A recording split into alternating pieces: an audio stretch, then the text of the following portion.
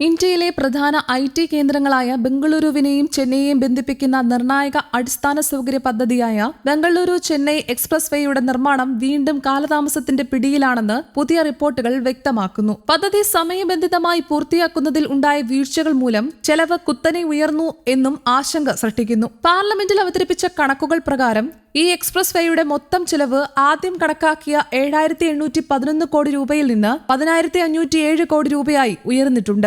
ഏകദേശം 34.5% വർധനവാണിത്. നിർമ്മാണ സാമഗ്രികളുടെ വില വർധന, തൊഴിലാളികളുടെ ലഭ്യതക്കുറവ്, കരാറുകാരുടെ വൈകിപ്പിക്കൽ, കാലാവസ്ഥാ പ്രതിസന്ധികൾ തുടങ്ങിയവയാണ് പ്രധാന കാരണം. പ്രധാന വിഭാഗങ്ങളിലെ ചെലവ് വർധന. ആരക്കോണം കാഞ്ചീപുരം ഭാഗം പദ്ധതിയിലെ ഏറ്റവും കൂടുതൽ പ്രശ്നങ്ങൾ നേരിട്ട ഭാഗമാണിത്. 2025 മെയ് മുതൽ ഇവിടെ നിർമ്മാണം പലപ്പോഴും നിലച്ച നിലയിലാണ്. പകുതി പണി പിന്നിട്ടിട്ടും ചെലവ് 1,155.5 കോടി രൂപയിൽ നിന്ന് 1,525.1 കോടി രൂപയായി ഉയർന്നു. ഏകദേശം 32% വർധനവാണിത്. ഭൂമി ഏറ്റെടുക്കലിൽ ഉണ്ടായ തർക്കങ്ങൾ, കരാറുകാരുടെ പിന്മാറ്റം, സാമഗ്രികളുടെ ക്ഷാമം തുടങ്ങിയവ പ്രധാന തടസ്സങ്ങളായി. കാഞ്ചീപുരം ശ്രീപെരുമ്പുത്തൂർ ഭാഗം. ഈ ഭാഗം പൂർത്തീകരണത്തിന്റെ അവസാന ഘട്ടത്തിലേക്ക് കടന്നിട്ടുണ്ടെങ്കിലും തുടക്കത്തിലുണ്ടായ പോരായ്മകൾ ചെലവ് വർധനയ്ക്ക് കാരണമായി. 2,948.3 കോടി രൂപയായിരുന്ന ചെലവ് 3,605.7 കോടി രൂപയായി ഉയർന്നു.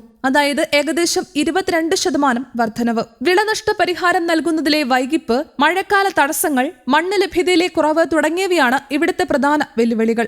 ഈസ്റ്റ് കോസ്റ്റ് റോഡ് ഭാഗമായ NH 332A ചില നിർമ്മാണങ്ങൾക്കും സമാനമായ തിരിച്ചടികൾ നേരിടേണ്ടി വന്നിട്ടുണ്ട്. മാമല്ലപുരം മുഗയ്യൂർ ഭാഗം. ചെലവ് 1,009 കോടി രൂപയിൽ നിന്ന് 1,360.5 കോടി രൂപയായി ഉയർന്നു. ഏകദേശം 35% വർധന.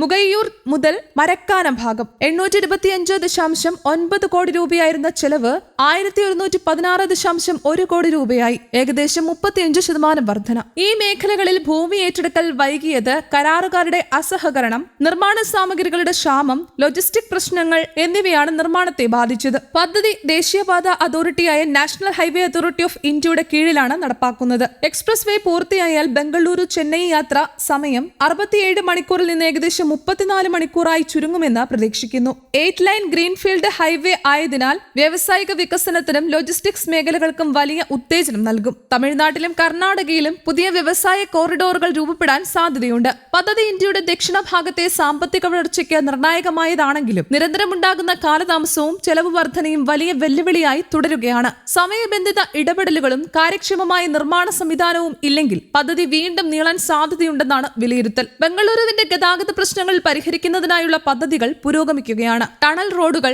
അടിപ്പാതകൾ, ഫ്ലൈ ഓവറുകൾ ഉൾപ്പെടെയുള്ള വൻ പദ്ധതികളാണ് നഗരത്തിൽ ആസൂത്രണം ചെയ്യുന്നത്.